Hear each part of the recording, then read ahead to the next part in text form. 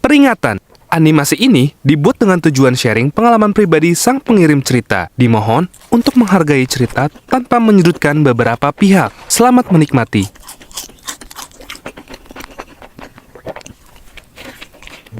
Cerita kali ini berasal dari salah satu kampus ternama yang berada di sekitar Sleman, Yogyakarta. Kampus yang sudah berdiri dari tahun 1958 ini punya banyak cerita horor yang menyelimutinya.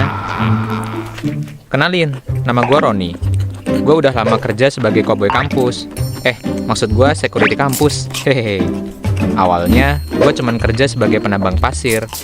Tapi di tahun 2013, gue diajak sama temen gue buat ngikut seleksi menjadi security.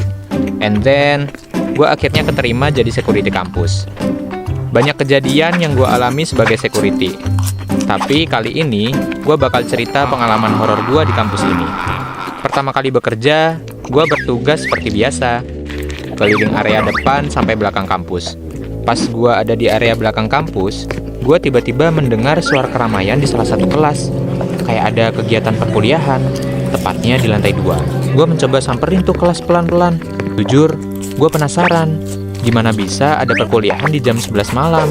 Anehnya, pas gue udah sampai di lantai 2, suara itu hilang tanpa jejak.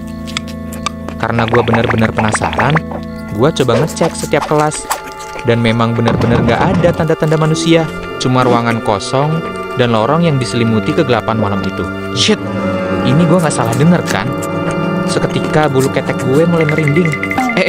Bulu kuduk maksudnya. Karena merasa gak nyaman dan aman sendirian di lantai 2 ini, gue balik ke lantai dasar. Pelan-pelan, gue nurunin nih tangga dengan rasa was-was. Dalam hati, gue sih ngebatin, iki nek krungu meneh, aku kudu nemu sekondi suara nih. Suara itu kembali muncul. Suara keramaian di tengah heningnya malam. Bahkan lebih kenceng dan rame suaranya. Jujur, gue bingung antara mau balik ke lantai 2 atau kembali ke pos. Dibilang berani mah berani. Dibilang takut ya takut juga sih. Tapi gue penasaran. Ya udah deh, gue coba beraniin diri naik ke lantai 2 lagi. Dengan langkah perlahan sembari menyalakan senter dan mengarahkan cahaya senter ke segala penjuru gedung, nafas gue mulai berat. Berasa seolah semua mata tertuju ke gue di tengah gelapnya malam ini.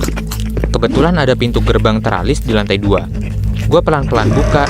Suara ngik dari tuanya pintu ini bikin suasana semakin merinding. Sekarang gue sepenuhnya udah di lantai 2. Kiri kanan gue coba sorot pakai senter. Sampai akhirnya, astagfirullah, sekelibat ada bayangan anak kecil lari sekelibat. Gue coba kucek mata dan bayangan itu hilang. Gue coba mendekat, pelan-pelan. Di ujung lorong gue lihat ada anak kecil lagi tiduran di lantai. Gue masih berpikir positif. Meskipun dari segi logika manapun, emang mustahil ada anak kecil ketiduran di lantai 2 kampus tengah malam gini. Fuck, gue kira cuma satu anak. Ternyata semakin gue penasaran, sosok anak kecil itu makin banyak. Ada yang gelantungan, kaki di atas, kepala di bawah, kayak kelelawar lah. Ada yang cekikikan gak jelas. Sontak, gue jatuh dalam posisi duduk. Gue bengong. Mendadak, badan gue kaku. Mana posisi senternya mengarah ke lorong itu.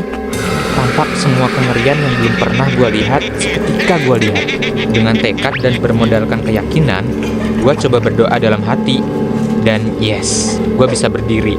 Langsung lari kocar-kacir. Bahkan, pintu gerbang teralis lantai 2 gue tutup kenceng, sekenceng-kencengnya. Anak tangga gue libas dengan cepat turun menuju lantai dasar.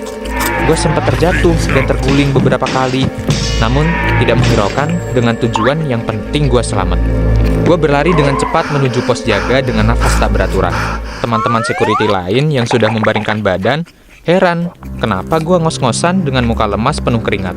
Gue coba menceritakan apa yang gue lihat, namun respon teman yang lain hanya berkata, "Wes, berarti kowe diterima Joko ning kene." Mereka tertawa terbahak-bahak.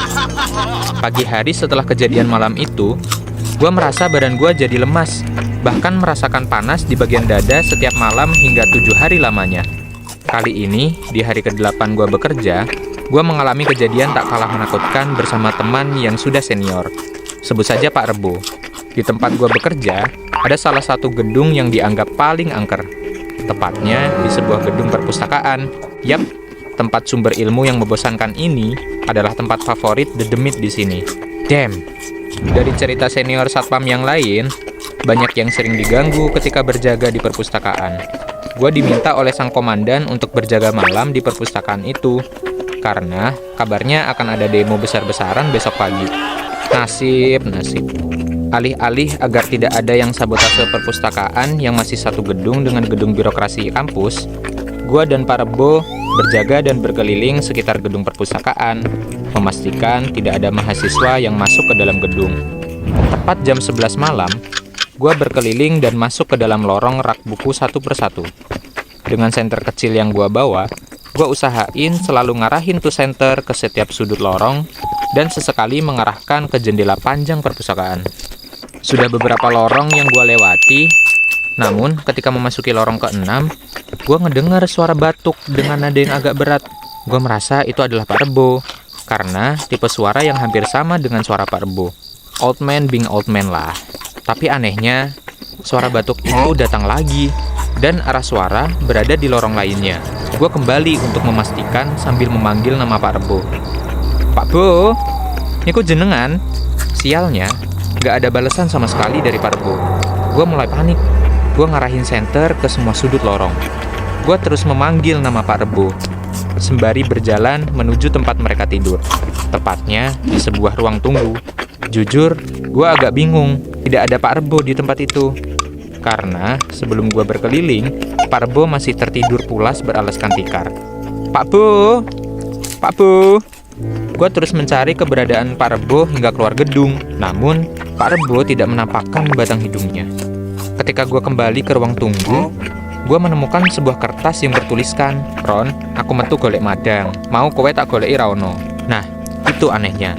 Padahal, gue pas itu cuman kepisah satu ruangan doang. Masa Pak Rebo sama sekali nggak ngeliat gue? Dan pertanyaan gue selanjutnya, siapa yang batuk tadi? Tanpa ambil pusing, gue mencoba untuk istirahat dan tidur sebentar. Selang beberapa jam, gue terbangun mendengar suara azan. Dan herannya, gak ada Pak Rebo di samping gue. Gue bangun dan mencoba berkeliling lorong dan semua ruangan. Dan gue gak menemukan Pak Rebo. Akhirnya, gue memutuskan untuk ke pos jaga satpam. Dan ternyata melihat bayangan Pak Rebo masih terjaga di dalam pos security dengan semua kaca ditutup rapat dengan kain. Sontak gue nyeletuk. Loh, kok ditutup kabeh, Pak? Koyo weruh nek ana maling. Dan kalian tahu apa jawaban Pak Rebo? Beliau jawab gini. Wedi aku enek pocong mambengi. Gue cuman bisa nelen ludah. Terus gue tanya dong, "Ning endi, Pak?" Pak Rebo natap gue penuh ketakutan. Dia jawab, "Ning sampingmu pas turu." Yes. Badan gue auto merinding. Jadi, ketika Pak Rebo kembali dari membeli makanan, Pak Rebo ternyata melihat gua yang tertidur dengan posisi memeluk sosok pocong. Awalnya Pak Rebo mengira itu adalah guling. Namun, ketika dia mengarahkan senter ke arah muka gua, dia melihat sesuatu belahan hitam tepat di sisi di mana saling berhadapan muka dengan gua. Pak Rebo mencoba mendekat dan terkejut. Ternyata belahan hitam itu adalah wajah yang penuh dengan belatung. Pak Rebo yang melihat itu langsung berlari dan memilih menyelamatkan diri daripada membangunkan gua. Akhirnya, Pak Rebo memutuskan untuk tidur di pos jaga dengan kain untuk menutupi kaca pos jaga. Sejak kejadian itu, badan gua terasa sakit dan harus izin 3 hari karena demam. Setelah sehat, alhamdulillah gua udah gak pernah diganggu hal-hal yang menakutkan. Ya, paling hanya suara-suara biasa, dan untungnya, gua juga belum pernah lagi ke bagian jaga di area perpustakaan. Segitu aja cerita pengalaman horor gua sebagai security kampus di daerah Sleman, Yogyakarta. Buat kalian yang harus kerja di malam hari, pesen gua, berusahalah tenang dan jangan sampai kosong pikirannya. Usahain ada temen atau rekan kerja yang bisa diandelin. Cuma, kalau emang harus kerja sendiri, jangan lupa berdoa, minta perlindungan sama Tuhan. Terkadang, keberadaan mereka nggak lebih dari cuma pengen nunjukin ke kita kalau alam gaib itu ada, wajar. Apalagi orang baru, biasanya ada fase pengenalan. Hahaha. So, sampai ketemu di lain cerita. Bye. Jangan lupa klik tombol subscribe, share ke teman dan keluarga kalian. Terus, tetap support dan komen video GPC ya. Terima kasih.